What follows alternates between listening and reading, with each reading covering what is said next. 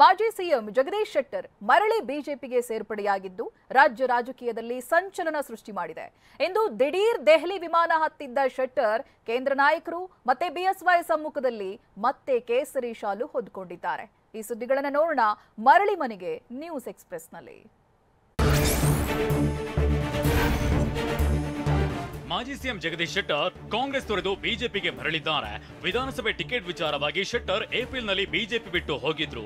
ಇದೀಗ ದೆಹಲಿಯಲ್ಲಿ ಕೇಂದ್ರ ನಾಯಕ ಭೂಪೇಂದ್ರ ಯಾದವ್, ಬಿಜೆಪಿ ರಾಜ್ಯಾಧ್ಯಕ್ಷ ವಿಜಯೇಂದ್ರ ಹಾಗೂ ಮಾಜಿ ಸಿಎಂ ಬಿಎಸ್ ಯಡಿಯೂರಪ್ಪ ಸಮ್ಮುಖದಲ್ಲಿ ಬಿಜೆಪಿಗೆ ಹಿಂತಿರುಗಿದ್ದಾರೆ. ಬಳಿಕ ನಡ್ಡಾ ಅವರನ್ನ ಭೇಟಿ ಮಾಡಿದ್ರು.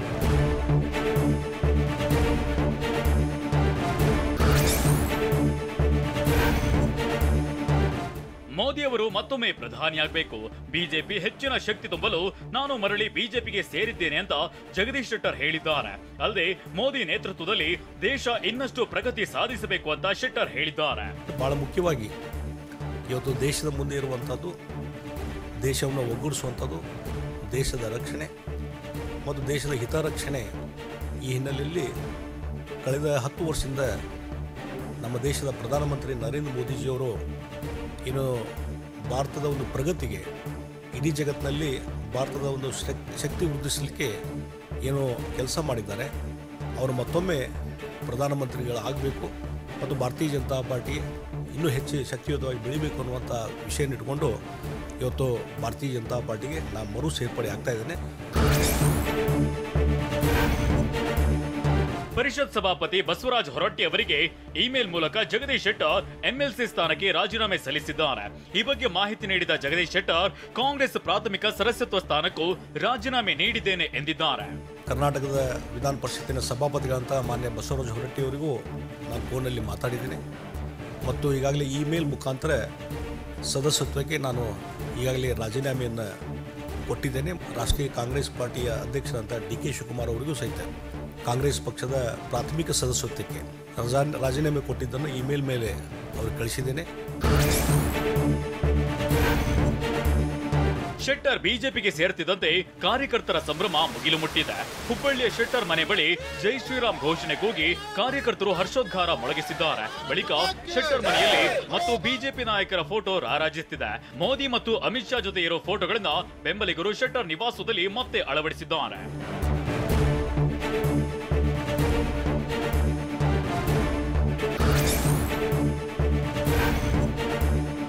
ಮುನೇನಕೊಪ್ಪರನ್ನ ಕಾಂಗ್ರೆಸ್ಗೆ ಸೇರಿಸುವ ತಯಾರಿಯಲ್ಲಿದ್ದ ಶೆಟ್ಟರ್ ಒತ್ತಾಸೆಯನ್ನ ಕೈ ನಾಯಕರು ನಿರ್ಲಕ್ಷಿಸಿದ್ರು ಅಂತ ಹೇಳಲಾಗಿದೆ.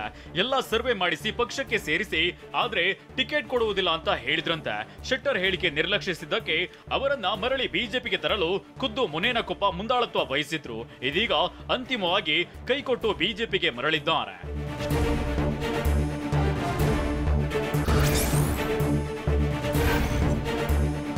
ಶೆಟ್ಟರ್ ಮೂಲಕ ಡಿಕೆ ಮತ್ತು ಹೆಬ್ಬಾಳ್ಕರ್ಗೆ ತಿರುಗೇಟು ಕೊಡಲು ಮಾಜಿ ಸಚಿವ ರಮೇಶ್ ಜಾರಕಿಹೊಳಿ ಒಂದೇ ಕಲ್ಲಲ್ಲಿ 2 ಹಕ್ಕಿ ಹೊಡೆದಿದ್ದಾರೆ ಅಂತ ಹೇಳಲಾಗ್ತಿದೆ.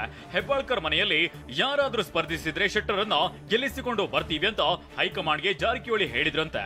ಹೀಗಾಗಿ 15 ದಿನಗಳಿಂದ ಜಾರಕಿಹೊಳಿ ಶೆಟ್ಟರ್ ನಿರಂತರವಾಗಿ ಮಾತುಕತೆ ನಡೆಸಿದ್ರು. ಬಳಿಕ ಈ ವಿಚಾರವನ್ನ ಬೊಮ್ಮಾಯಿ ಹೈಕಮಾಂಡ್ಗೆ ತಲುಪಿಸಿದ್ರು.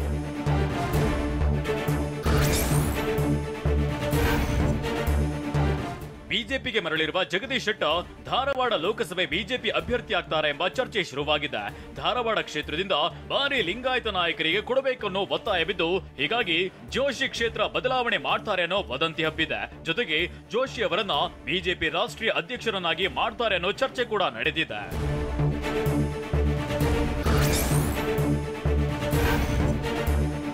ಜಗದೀಶ್ ಶೆಟ್ಟರ್ ಅವರನ್ನ ಮತ್ತೆ ಬಿಜೆಪಿಗೆ ಕರೆತಂದ ಬಳಿಕ ಇದೀಗ ಮತ್ತಷ್ಟು ನಾಯಕರು ಕೂಡ ಬಿಜೆಪಿಗೆ ಮರಳಿ ಬರಲಿದ್ದಾರೆಂಬ ಚರ್ಚೆಗಳು ಜೋರಾಗಿವೆ.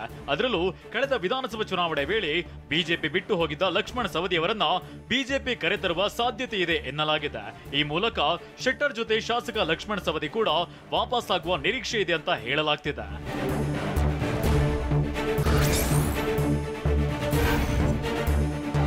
ಆದ್ರೆ ಈ ಬಗ್ಗೆ ಸ್ಪಷ್ಟನೆ ಕೊಟ್ಟಿರುವ ಲಕ್ಷ್ಮಣ್ ಸವದಿ, ನಾನು ಕಾಂಗ್ರೆಸ್ ಬಿಟ್ಟು ಎಲ್ಲಿಗೂ ಹೋಗೋದಿಲ್ಲ ಎಂದಿದ್ದಾರೆ. ನಾನು ಬಿಜೆಪಿ ಸೇರೋ ಬಗ್ಗೆ ಯೋಚಿಸೇ ಇಲ್ಲ. ಶೆಟ್ಟರ್ ಯಾವ ಕಾರಣಕ್ಕೆ ಹೋಗಿದ್ದಾರೋ ಗೊತ್ತಿಲ್ಲ.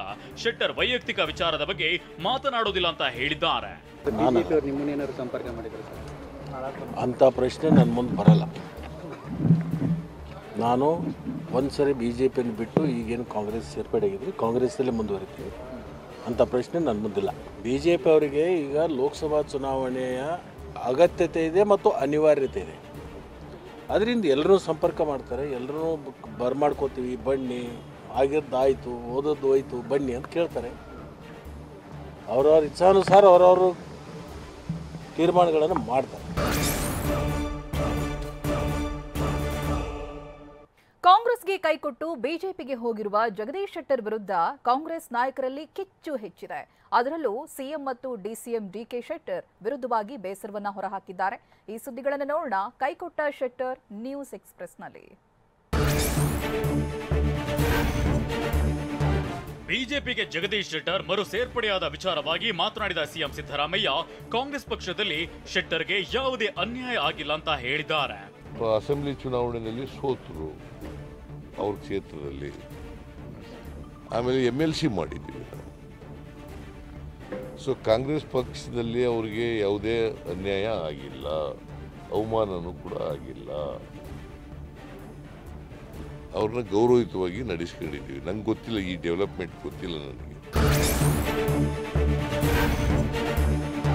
ನಿನ್ನೆ ನನ್ನೊಂದಿಗೆ ಮಾತನಾಡಿದ ಶೆಟ್ಟರ್, ಕಾಂಗ್ರೆಸ್ ರಾಜಕೀಯ ಮರುಜೀವ ನೀಡಿದೆ, ಹೀಗಾಗಿ ಪಕ್ಷ ಬಿಟ್ಟು ಹೋಗಲ್ಲ ಅಂತ ಶೆಟ್ಟರ್ ಹೇಳಿದ್ರು ಅಂತ ಡಿಸಿಎಂ ಡಿಕೆಶಿ ಪರೋಕ್ಷವಾಗಿ ದ್ರೋಹ ಬಗೆದ್ರು ಅಂತ ಹೇಳಿದ್ದಾರೆ. ಭಾರತದ ಒಂದು ಪ್ರಗತಿಗೆ, ಇಡೀ ಜಗತ್ತಿನಲ್ಲಿ ಭಾರತದ ಒಂದು ಶಕ್ತಿ ವೃದ್ಧಿಸಲಿಕ್ಕೆ ಏನು ಕೆಲಸ ಮಾಡಿದ್ದಾರೆ, ಅವರು ಮತ್ತೊಮ್ಮೆ ಪ್ರಧಾನಮಂತ್ರಿಗಳಾಗಬೇಕು, ಮತ್ತೊಮ್ಮೆ ಅವರ ನಾಯಕತ್ವದಲ್ಲಿ ದೇಶದಲ್ಲಿ ಒಂದು ಹೆಚ್ಚಿನ ಶಕ್ತಿ ಬರಬೇಕು ಅನ್ನುವಂಥ ಹಿನ್ನೆಲೆ ಇಟ್ಟುಕೊಂಡು ಮತ್ತು ಭಾರತೀಯ ಜನತಾ ಪಾರ್ಟಿ ಇನ್ನೂ ಹೆಚ್ಚು ಶಕ್ತಿಯುತವಾಗಿ ಬೆಳಿಬೇಕು ಅನ್ನುವಂಥ ವಿಷಯ ಇಟ್ಕೊಂಡು ಇವತ್ತು ಭಾರತೀಯ ಜನತಾ ಪಾರ್ಟಿಗೆ ನಾನು ಮರು ಸೇರ್ಪಡೆ ಆಗ್ತಾ ಇದ್ದೇನೆ. ಅವ್ರಿಗೆ ಸೀಟು ತಪ್ಪಿಸುವಾಗ ದೇಶದ ಹಿತ ಗೊತ್ತಿರಲಿಲ್ವಾ? ಸೀಟು ತಪ್ಪಿಸುವಾಗ ಕಾಂಗ್ರೆಸ್ ಪಾರ್ಟಿ 5 ವರ್ಷದ MLCನ ಗೌರವದಿಂದ ಅವ್ರಿಗೆ ನಾಮಿನೇಷನ್ ಮಾಡಿದಾಗ ಕಾಂಗ್ರೆಸ್ ಹಿತ ದೇಶದ ಹಿತ ಗೊತ್ತಿರಲಿಲ್ವಾ? ಶೆಟ್ಟರ್ ಘನತೆಗೆ ಇದು ಸರಿಯಾದದ್ದಲ್ಲ. ಶೆಟ್ಟರ್ ಆತುರದ ನಿರ್ಧಾರ ತೆಗೆಯಬಾರದಿತ್ತು ಅಂತ ಸಚಿವ MB ಪಾಟೀಲ್ ಆಕ್ರೋಶವನ್ನ ವ್ಯಕ್ತಪಡಿಸಿದ್ದಾರೆ. ಅಥವಾ ಅವ್ರಿಗೇನು ಆಮಿಷಗಳನ್ನ ಒಡ್ಡಿದಾರ ನನಗೆ ತಿಳಿದು, ಒಂದು ವೇಳೆ ಆಮಿಷಗಳೇನಾದರೂ ಇದ್ರೆ ಅವರ ಮಟ್ಟಕ್ಕೆ, ಅವ್ರು ಬೆಳೆದಿರುವಂಥ ಮಟ್ಟಕ್ಕೆ ದಿವಸ ಈ ರೀತಿ ತರಾತುರಿ ನಿರ್ಣಯ ತಗೊಳ್ಳುವಂಥದ್ದು ಬಹಳ ದುರದೃಷ್ಟಕರ ಅಂತ ಮಾತ್ರ ನಾನು ಹೇಳಕ್ಕೆ ಬಯಸ್ತೇನೆ. ತತ್ವ ಸಿದ್ಧಾಂತ ಪಾಲನೆ ಮಾಡದೆ ಸ್ವಾರ್ಥಕ್ಕೋಸ್ಕರ ಜಗದೀಶ್ ಶೆಟ್ಟರ್ ಪಕ್ಷ ಬದಲಾವಣೆ ಮಾಡಿದ್ದಾರೆ ಅಂತ ಸಚಿವ KN ರಾಜಣ್ಣ ಕಿಡಿಕಾರಿದ್ದಾರೆ. ಯಾವುದೇ ತತ್ವ ಸಿದ್ಧಾಂತಕ್ಕೆ ಅವರು ಒಳಪಡದೆ ವೈಯಕ್ತಿಕ ಅನಿಸಿಕೆಗಳಿಗೆ ಒಳಪಟ್ಟು ಪಕ್ಷಾಂತರ ಮಾಡ್ತಕ್ಕಂಥದ್ದು ಇದನ್ನ ಯಾರು ಒಪ್ತಕ್ಕಂಥ ಕ್ರಮ ಅಲ್ಲ ಅಂತೇಳಿ ನಾನು ಈ ಸಂದರ್ಭದಲ್ಲಿ ಅಷ್ಟು ಹೇಳಲಿಕ್ಕೆ ಬಯಸ್ತೀನಿ. ಕಾಂಗ್ರೆಸ್ ಮೋಸ ಮಾಡುತ್ತೆ ಅನ್ನೋದಕ್ಕೆ ಇದೇ ಉದಾಹರಣೆ. ಕಾಂಗ್ರೆಸ್ ಅವರನ್ನ ಮಂತ್ರಿ ಮಾಡೋ ಸೌಜನ್ಯ ತೋರಲಿಲ್ಲ ಅಂತ ಹಾಸನದಲ್ಲಿ ಮಾಜಿ ಪ್ರಧಾನಿ HD ದೇವೇಗೌಡ ಹೇಳಿದ್ದಾರೆ. ವಿರೋಧ ಪಕ್ಷದ ನಾಯಕರಾಗಿ ಕೆಲಸ ಮಾಡೋದಂತಂದ್ರೆ ಪಕ್ಷಕ್ಕೆ ಕರ್ಕೊಂಡು ಬಂದು ಒಂದು ಮಂತ್ರಿ ಕೆಲಸ ಕೊಡಬೇಕು. ಕಾಂಗ್ರೆಸ್ ಹೇಗೆ ಮೋಸ ಮಾಡುತ್ತೆ ಅನ್ನೋದಕ್ಕೆ ಈ ಉದಾಹರಣೆ ಸಾಕು. ಶೆಟ್ಟರ್ ಕಾಂಗ್ರೆಸ್ನಲ್ಲಿ ಉಸಿರುಗಟ್ಟಿಸುವ ವಾತಾವರಣದಲ್ಲಿ ಇದ್ರು. ಶೆಟ್ಟರ್ ಅವರು ಮತ್ತೆ ಪಕ್ಷ ಸೇರಿದ್ದು ಸಂತೋಷದ ವಿಷಯ. ಕಾಂಗ್ರೆಸ್ಗೆ ಒಂದು ಹೊಡೆತ ಬಿದ್ದಿದೆ ಅಂತ ವಿಪಕ್ಷ ನಾಯಕ ಆರ್ ಅಶೋಕ್ ಹೇಳಿದ್ದಾರೆ. ಕಾಂಗ್ರೆಸ್ ಅಲ್ಲಿ ಇದ್ದಂಥ ಸಂದರ್ಭದಲ್ಲಿ ಒಂಥರ ಉಸಿರು ಕಟ್ಟದ ವಾತಾವರಣದಲ್ಲಿ ಇದ್ರು ಅಂತ. ಯಾಕಂದ್ರೆ ಅವರ ದೊಡ್ಡಪ್ಪ ಅವರೇನು ಜನಸಂಘದ ಮೊದಲ MLA ಅವರು. ಅಂದರೆ ಅವ್ರ ಇಡೀ ಕುಟುಂಬ ಸುಮಾರು 40-50 ವರ್ಷಗಳ ಕಾಲ BJP, RSS, ನಮಸ್ತೆ ಸದಾವಸ್ತಲೆ ಈ ಥರದ ಒಂದು ಸಂಸ್ಕೃತಿಯಲ್ಲಿ ಬಂದವರು. ಅಲ್ಲೋಗಿ ಕಾಂಗ್ರೆಸ್ಸಲ್ಲಿ ಹೋದರೆ ಬಿಡಿ ಅಲ್ಲಿ ಹಿಂದೂ ವಿರೋಧಿ ಧೋರಣೆಗಳು, ಹಿಂದೂಗಳನ್ನು ಬೈಯೋದು, ಹಿಂದೂ ವಿರೋಧಿ ಧೋರಣೆ, ಮುಸಲ್ಮಾನರನ್ನು ಓಲೈಸುವಂಥದ್ದು, ಈ ಥರದ ವಾತಾವರಣ ನೋಡಿದಾಗ ಅವ್ರಿಗೆಲ್ಲೋ ಒಂದು ಕಡೆ ಮೀನನ್ನು ನೀರಿಂದ ತೆಗೆದು ಆಚೆ ಹಾಕಿದ್ರೆ ಹೆಂಗಾಗಿದೆಯೋ ಹಂಗಾಗ್ಬಿಟ್ಟಿದೆ. ಜಗದೀಶ್ ಶೆಟ್ಟರ್ ಮೈಯಲ್ಲಿ ಹರಿಯುತ್ತಿರೋದು ಹಿಂದೂ ರಕ್ತ ಅಂತ ಮಾಜಿ ಸಚಿವ ಈಶ್ವರಪ್ಪ ಹೇಳಿದ್ದಾರೆ. ತರಾತುರಿಯಲ್ಲಿ ಅವರು ಕಾಂಗ್ರೆಸ್ ಪಕ್ಷಕ್ಕೆ ಹೋಗಿದ್ರು ಅಂತ ಹೇಳಿದ್ರು. ಅವರು ಯಾವತ್ತು ಭಾರತೀಯ ಜನತಾ ಪಾರ್ಟಿ ರಾಜೀನಾಮೆ ಕೊಟ್ಟರು ಅವತ್ತೇ ನಾನು ಹೇಳಿದೆ, ನಿಮ್ಮ ಮೈಯಲ್ಲಿ ಹರಿತಾ ಇರೋ ರಕ್ತ ಹಿಂದೂ ರಕ್ತ. ನಿಮ್ಮ ಮೈಯಲ್ಲಿ ಹರಿತಾ ಇರೋದು ನಿಮ್ಮ ತಂದೆ ಶೆಟ್ಟರ್, ಶಿವಪ್ಪ ಶೆಟ್ಟರ್, ಅವ್ರು BJPಯ MLA ಆಗಿದ್ದರು, ಮೇಯರ್ ಆಗಿದ್ದರು.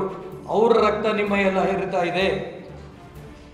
ಯಾವ ಕಾರಣಕ್ಕೂ ಕಾಂಗ್ರೆಸ್ನವ್ರದ್ದು ಬೆರಕೆ ರಕ್ತ ನಿಮ್ಮ ಮೈಗೆ ಒಗ್ಗಲ್ಲ. ಮತ್ತಷ್ಟು ಕಾಂಗ್ರೆಸ್ ನಾಯಕರು ಬಿಜೆಪಿಗೆ ಸೇರಲಿದ್ದಾರೆ ಅಂತ ಮಾಜಿ ಸಿಎಂ ಬೊಮ್ಮಾಯಿ ಸ್ಫೋಟಕ ಹೇಳಿಕೆ ನೀಡಿದ್ದಾರೆ. ಬಿಜೆಪಿ ಬಿಟ್ಟು ಹೋದವರು ಮಾತ್ರವಲ್ಲ, ಕಾಂಗ್ರೆಸ್ಸಿಗರು ಬರ್ತಾರೆ ಅಂತ ಹೇಳಿದ್ದಾರೆ. ಬಿಜೆಪಿಯಿಂದ ಹೋದವ್ರ ಜೊತೆಗೆ ಕಾಂಗ್ರೆಸ್ನಲ್ಲಿ ಭಾಳ ದಿವಸ ಇದ್ದು ಅಲ್ಲಿ ಭ್ರಮ ನೆಲೆಸಿಕೊಂಡಂಥ ದೊಡ್ಡ ಪ್ರಮಾಣದಲ್ಲಿ ಬಿಜೆಪಿಗೆ ಬರ್ತಾರೆ. ಪಾಪ ಅವ್ರಿಗೆ ಮನಸ್ಸು ನೋವಾಗಿತ್ತು. ಅವರು 6 ಬಾರಿ ಆರಿಸಿ ಬಂದಂಥ ಕ್ಷೇತ್ರದಲ್ಲಿ ಟಿಕೆಟ್ ಕೊಟ್ಟಿಲ್ಲ ಮತ್ತು ಅಷ್ಟೇ ಆವೇಶದಲ್ಲಿದ್ದರು. ಆವೇಶದಲ್ಲಿ ತೆಗೆದುಕೊಂಡಂಥ ನಿರ್ಣಯ ಭಾಳ ದಿವಸ ಇರೋದಿಲ್ಲ. ಎರಡನೇದಾಗಿ ಅವ್ರು ಕಾಂಗ್ರೆಸ್ಸಿಗೆ ಹೋದಾಗ ಅಲ್ಲಿರುವಂಥ ಅವ್ರಿಗೆ ಆಗಿರುವಂಥ ಅನುಭವ, ಭ್ರಮ ನಿರಸನೆ. ಕಾಂಗ್ರೆಸ್ DNA ಬೇರೆ, ಜಗದೀಶ್ ಶೆಟ್ಟರ್ DNA ಬೇರೆ. ಜಗದೀಶ್ ಶೆಟ್ಟರ್ ಇತ್ತ ಹುಬ್ಬಳ್ಳಿಯಲ್ಲಿ ಶೆಟ್ಟರ್ ಬಿಜೆಪಿ ಸೇರ್ಪಡೆಯಾಗಿದ್ದಕ್ಕೆ ಕಾಂಗ್ರೆಸ್ ಕಾರ್ಯಕರ್ತರು ಸಿಹಿ ಹಂಚಿ ಪಟಾಕಿ ಸಿಡಿಸಿ ಸಂಭ್ರಮಿಸಿದ್ದಾರೆ. ನಗರದ ರಾಣಿ ಚೆನ್ನಮ್ಮ ವೃತ್ತದಲ್ಲಿ ಶೆಟ್ಟರ್ ವಿರುದ್ಧ ಘೋಷಣೆ ಕೂಗಿದ್ದಾರೆ.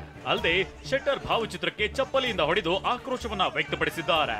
ಹೋಯ್ತು ಹೋಯ್ತು ಪೀಡೆ ಹೋಯ್ತು, ಕಾಂಗ್ರೆಸ್ ಪಕ್ಷಕ್ಕೆ ಮೋಸ ಮಾಡಿದ ಶೆಟ್ಟರ್ಗೆ ಧಿಕ್ಕಾರ ಅಂತ ಘೋಷಣೆ ಕೂಗಿದ್ರು.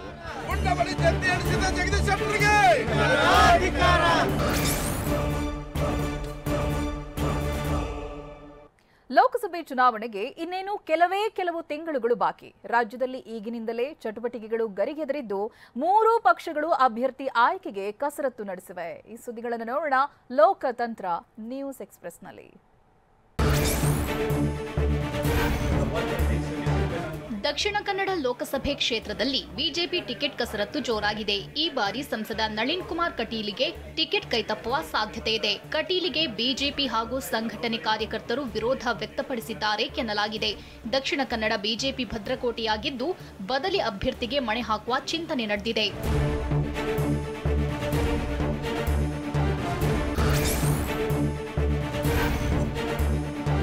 ದಕ್ಷಿಣ ಕನ್ನಡ ಲೋಕಸಭೆ ಟಿಕೆಟ್ಗಾಗಿ ಆಕಾಂಕ್ಷಿಗಳ ಲಾಬಿ ನಡೆದಿದೆ. ಈ ಬಾರಿಯ ಟಿಕೆಟ್ ರೇಸ್ನಲ್ಲಿ ಬ್ರಿಜೇಶ್ ಚೌಟ ಇದ್ದಾರೆ. ಬಹುತೇಕ ಇವರಿಗೆ ಟಿಕೆಟ್ ಸಿಗುವ ಸಾಧ್ಯತೆ ಇದೆ. ಆರ್ಎಸ್ಎಸ್ ಹಿನ್ನೆಲೆ ಹೊಂದಿರುವ ಬ್ರಿಜೇಶ್ ಕಳೆದ ಬಾರಿಯೇ ಪ್ರಬಲ ಆಕಾಂಕ್ಷಿಯಾಗಿದ್ರು. ಸಂಘ ಪರಿವಾರದ ಪ್ರಮುಖರೊಂದಿಗೆ ಸಂಪರ್ಕದಲ್ಲಿದ್ದಾರೆ ಎನ್ನಲಾಗಿದೆ.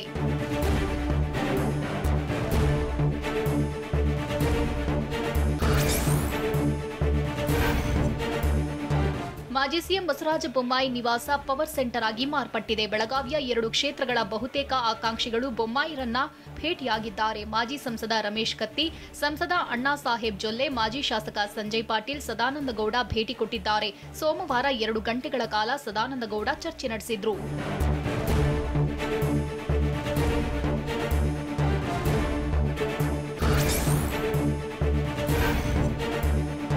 ಕಾಂಗ್ರೆಸ್ನಲ್ಲಿ ಲೋಕಸಭೆ ಚುನಾವಣೆಗೆ ಅಭ್ಯರ್ಥಿಗಳ ಆಯ್ಕೆ ಕಸರತ್ತು ಜೋರಾಗಿದೆ. 3 ರೀತಿಯ ಸಮೀಕ್ಷೆಗಳಿಗೆ ಕಾಂಗ್ರೆಸ್ ಮುಂದಾಗಿದೆ. CM Siddaramaiah, DCM DKShi, AICC team ಸಮೀಕ್ಷೆ ನಡೆಸಲಿದೆ. ಈ ಸರ್ವೆಗಳಲ್ಲಿ ಒಲವು ವ್ಯಕ್ತವಾದ ವ್ಯಕ್ತಿಯನ್ನೇ ಅಭ್ಯರ್ಥಿ ಎಂದು ಘೋಷಿಸಲಿದ್ದಾರೆ. ಈ ಹಿಂದೆ ಆಕಾಂಕ್ಷಿಗಳ ಪಟ್ಟಿಯ ಬಗ್ಗೆ ಅಪಸ್ವರ ಕೇಳಿಬಂದಿತ್ತು.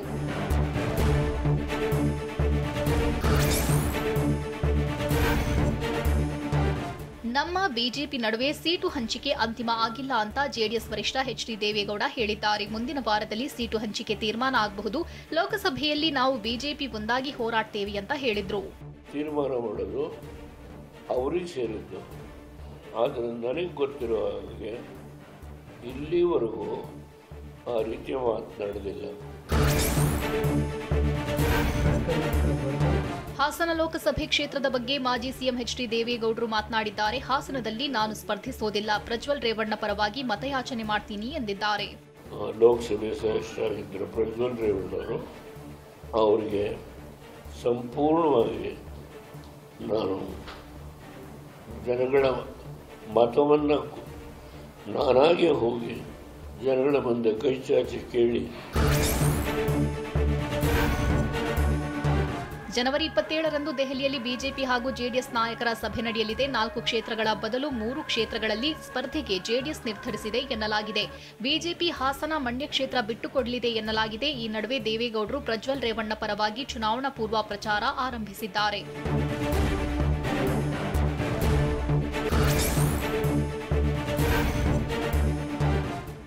ಸಚಿವ ರಾಜಣ್ಣ ಮಾಜಿ ಸಂಸದ ಮುದ್ದಹನುಮೇಗೌಡಗೆ ತುಮಕೂರಿನ ಕಾಂಗ್ರೆಸ್ ಟಿಕೆಟ್ ಸಿಗುವ ಸುಳಿವು ನೀಡಿದ್ದಾರೆ. ಮುದ್ದಹನುಮೇಗೌಡಗೆ ಟಿಕೆಟ್ ಸಿಗುವ ಲಕ್ಷಣ ಇದೆ.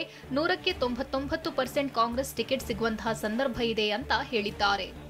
ಇವತ್ತು ಕಾಂಗ್ರೆಸ್ನಿಂದ ಅಭ್ಯರ್ಥಿ ಆಗ್ತಕ್ಕಂಥ ಸಂದರ್ಭಗಳು ಎಲ್ಲ ಇದೆ. 100ಕ್ಕೆ 99 ಇದೆ. ಏನಪ್ಪ, ನಾನು ಕೊಡ್ಸೋದಲ್ಲ, ಅವರೇ ತಗೋತಾರೆ, ಅವ್ರ ಶಕ್ತಿ ಇದೆ. ಇಂಡಿಯಾ ಮೈತ್ರಿಕೂಟದಲ್ಲಿ ಬಿರುಕಿಲ್ಲ ಅಂತ ಸಚಿವ ಪ್ರಿಯಾಂಕ್ ಖರ್ಗೆ ಹೇಳಿದ್ದಾರೆ. ಸಹಜವಾಗಿ ಸೀಟು ಹಂಚಿಕೆಯಲ್ಲಿ ವ್ಯತ್ಯಾಸ ಆಗುತ್ತೆ. ಆಯಾ ರಾಜ್ಯಗಳ ಸ್ಥಿತಿಗತಿ ನೋಡಿಕೊಂಡು ಮೈತ್ರಿ ಮಾಡಲಾಗಿದೆ. ಅದು ಕಲಬುರಗಿ, ಬೆಂಗಳೂರಿನಲ್ಲಿ ಆಗುವಂತದ್ದಲ್ಲ. ಏನೇ ಆದ್ರೂ ಎಲ್ಲರೂ ಒಟ್ಟಿಗೆ ಹೋಗ್ತೇವೆ ಅಂತಂದ್ರು. ಸೀಟ್ ಶೇರಿಂಗು ಇರ್ಬೋದು ಅಥವಾ ಪೋಸ್ಟ್ ಅಲಯನ್ಸ್ ಇರ್ಬೋದು, election alliance, pre election alliance, ಅದೆಲ್ಲ ಡೆಲ್ಲಿನಲ್ಲಿ ಚರ್ಚೆ ಆಗುತ್ತೆ. ಸಹಜವಾಗಿ ಎಲ್ಲರದು ಅಭಿಪ್ರಾಯ ಪಡೆದು ಮಾಡಬೇಕಾಗ್ತದೆ. ಕೆಲವು ಬಗೆಹರ್ತದೆ, ಕೆಲವು ಬಗೆಹರಿಲ್ಲ. ಏನೇ ಇದ್ರೂ ಕೂಡ ನಾವು ಒಗ್ಗಟ್ಟಾಗಿದ್ದೀವಿ ಅಂತ ಹೇಳಿದ್ದಾರೆ. ಮಂಡ್ಯದಲ್ಲಿ ಎಸ್ಡಿಕೆ ಅಥವಾ ನಿಖಿಲ್ ಕುಮಾರಸ್ವಾಮಿ ಅಖಾಡಕ್ಕೆ ಇಳಿತಾರೆ ಅಂತ ಚರ್ಚೆ ಶುರುವಾಗಿದ್ದು, ಬಿಜೆಪಿ ಅಸಮಾಧಾನಿತರ ಜೊತೆ ಸುಮಲತಾ ಮಹತ್ವದ ಚರ್ಚೆ ನಡೆಸಿದ್ದಾರೆ. ಈ ಸುದ್ದಿಗಳನ್ನು ನೋಡೋಣ ಸಮಗ್ರ ನ್ಯೂಸ್ ಎಕ್ಸ್‌ಪ್ರೆಸ್‌ನಲ್ಲಿ. ಮಂಡ್ಯ ಲೋಕಸಭಾ ಚುನಾವಣಾ ಅಖಾಡ ರಂಗೇರಿದೆ. ಬಿಜೆಪಿ ಜೆಡಿಎಸ್ ಮೈತ್ರಿಗೆ ಮಂಡ್ಯ ಸ್ಥಳೀಯ ನಾಯಕರು ವಿರೋಧ ವ್ಯಕ್ತಪಡಿಸಿದ್ದಾರೆ. ಅಸಮಾಧಾನಿತ ಬಿಜೆಪಿ ನಾಯಕರು ಸಂಸದೆ ಸುಮಲತಾಗೆ ಬೆಂಬಲ ಕೊಟ್ಟಿದ್ದಾರೆ. ಸುಮಲತಾ ನಿವಾಸಕ್ಕೆ ಭೇಟಿ ನೀಡಿ ಸಭೆ ನಡೆಸಿದ್ದಾರೆ. ಮಾಜಿ ಸಚಿವ ಕೆಸಿ ನಾರಾಯಣಗೌಡ, ಜಯರಾಮ್ ಪುತ್ರ ಅಶೋಕ್ ಜಯರಾಮ್ ಸೇರಿ ಹಲವರು ಸಭೆಯಲ್ಲಿ ಭಾಗವಹಿಸಿದ್ದಾರೆ.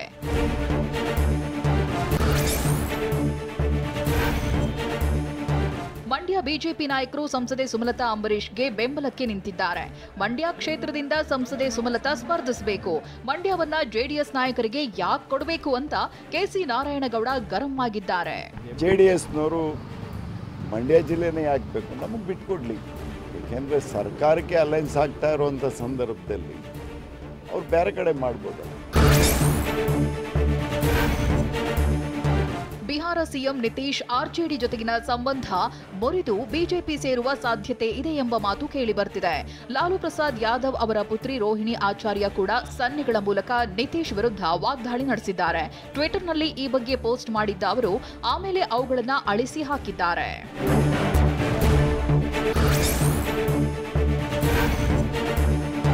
ನಿತೀಶ್ ರನ್ನ ಸ್ವಾಗತಿಸಲು ಬಿಜೆಪಿ ಕೂಡ ಸಿದ್ಧತೆ ನಡೆಸಿದೆ ಎನ್ನಲಾಗ್ತಿದೆ. ವರದಿಗಳ ಪ್ರಕಾರ ನಿತೀಶ್ ವಾಪಸಾತಿ ವಿಷಯಕ್ಕೆ ಸಂಬಂಧಿಸಿ ಬಿಜೆಪಿಯ ಕೇಂದ್ರ ನಾಯಕತ್ವದಲ್ಲಿ ಸುದೀರ್ಘ ಚರ್ಚೆ ನಡೆದಿದೆ.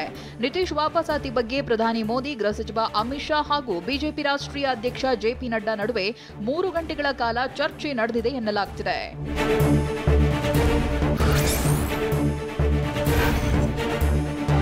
ನಾಳೆ ದೇಶಾದ್ಯಂತ 75ನೇ ಗಣರಾಜ್ಯೋತ್ಸವ ಸಂಭ್ರಮ ಮನೆ ಮಾಡಿದೆ. ದೆಹಲಿಯ ಕೆಂಪುಕೋಟೆಯಲ್ಲೂ ಸಕಲ ತಯಾರಿ ಮಾಡಿಕೊಳ್ಳಲಾಗಿದೆ. ಈ ಬಾರಿ ಫ್ರೆಂಚ್ ಅಧ್ಯಕ್ಷ ಎಮ್ಯಾನ್ಯುಯಲ್ ಮ್ಯಾಕ್ರೋನ್ ಮುಖ್ಯ ಅತಿಥಿಯಾಗಿ ಪಾಲ್ಗೊಳ್ಳುತ್ತಾ ಇದ್ದು, ಇಂದು ಮಧ್ಯಾಹ್ನ ಜೈಪುರಕ್ಕೆ ಬಂದಿಳಿದಿದ್ದಾರೆ. ಅಧ್ಯಕ್ಷ ಮ್ಯಾಕ್ರನ್ ಜೊತೆ 44 ಸದಸ್ಯರ ನಿಯೋಗದಿಂದ ಜೈಪುರಕ್ಕೆ ಬಂದಿಳಿದಿದ್ದಾರೆ. ವಿದೇಶಾಂಗ ಸಚಿವ ಆರ್ ಜೈಶಂಕರ್ ಮ್ಯಾಕ್ರನ್ ಅವರನ್ನ ಬರಮಾಡಿಕೊಂಡಿದ್ದಾರೆ.